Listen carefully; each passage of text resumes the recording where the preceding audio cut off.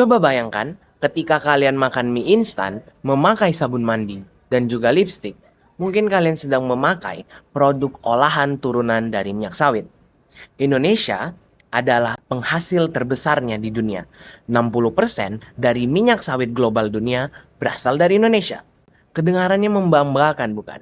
Namun di balik semua angka tadi, ada hal yang jarang orang tahu. Dan hari ini kita akan bahas.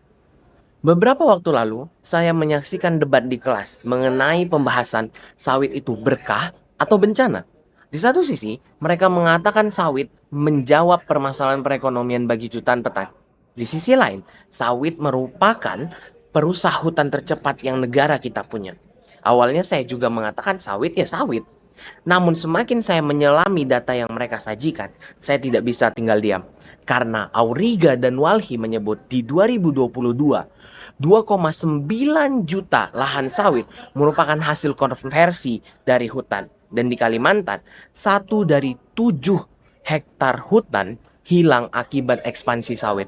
Ini bukan tentang pohon yang ditebang. Ini soal sistem di hutan tropis yang mempunyai penyerapan air yang sangat baik, serasah yang tebal.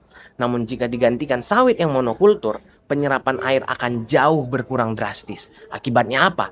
Banjir, tanah yang mengeras, dan tanah tidak akan kembali ke kondisi idealnya. Selain itu, lahan gambut, di mana yang dikeringkan menjadi kebun sawit, karbon yang tersimpan di dalamnya jutaan tahun akan keluar. Bukan isu lingkungan biasa yang bisa kita tunda. Dan yang membuat saya semakin tertegun, ini bukan soal hutan, ini juga soal manusia. Di Lamang Kinipan, Kalimantan Tengah contohnya, masyarakat adat Dayak Tomun kehilangan hutan yang telah mereka jaga turun-temurun bertahun-tahun, yang bukan hanya tempat tinggal mereka, tapi juga identitas. Di Padang Halaban juga, ratusan petani diusir dari tanah yang mereka tempati bertahun-tahun. Karena apa? Untuk sawit. Dan mereka 2 orang di antaranya menjadi korban penculikan. Ini bukan kasus tunggal. Karena data menyebut 80% konflik agraria di Indonesia disumbang oleh sawit. Sekali lagi 80%. Dan polanya hampir sama. Izin konsesi diterbitkan, hutan berubah fungsi, dan masyarakat lokal kehilangan ruang hidupnya.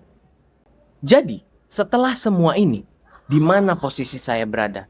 Sebelum debat, saya mengatakan saya netral.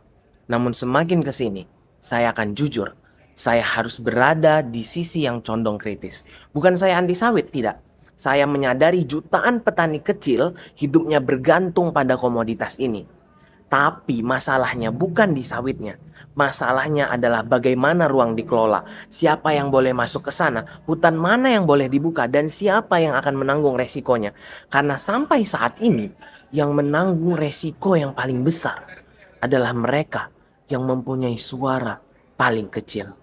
Sebagai seseorang yang lagi menempuh studi di perencanaan wilayah kota dan nantinya sebagai perencana ruang, dari kacamata tata ruang, masalah-masalah ini punya solusi yang konkret. Pertama, harus adanya deliniasi tegas dalam peta RT RW dan RDTR, lahan yang tidak boleh dikonversi termasuk lahan gambut. Bukan hanya klaim di atas kertas, namun melibatkan partisipasi masyarakat. Yang kedua, ekspansi perkebunan baru seharusnya diarahkan hanya ke lahan yang sudah terdegradasi, bukan hutan primer atau lahan gambut. Ini bisa diintegrasikan dalam mekanisme perizinan lokasi berbasis tutupan lahan terkini. Yang ketiga, perlu adanya zona penyangga atau buffer zone antara perkebunan dan kawasan permukiman masyarakat lokal yang secara eksplisit dituangkan dalam RDTR kabupaten, disertai mekanismenya. Bukan suatu hal yang mustahil. Instrumen tata ruangnya sudah ada. Yang perlu diperkuat adalah integrasi data, transparansi perizinan, dan keterlibatan masyarakat lokal. Karena apa? Karena sawit sebenarnya bukan hanya tentang tanaman, tapi merupakan cerminan bagaimana kita merencanakan ruang di negeri kita tercinta ini.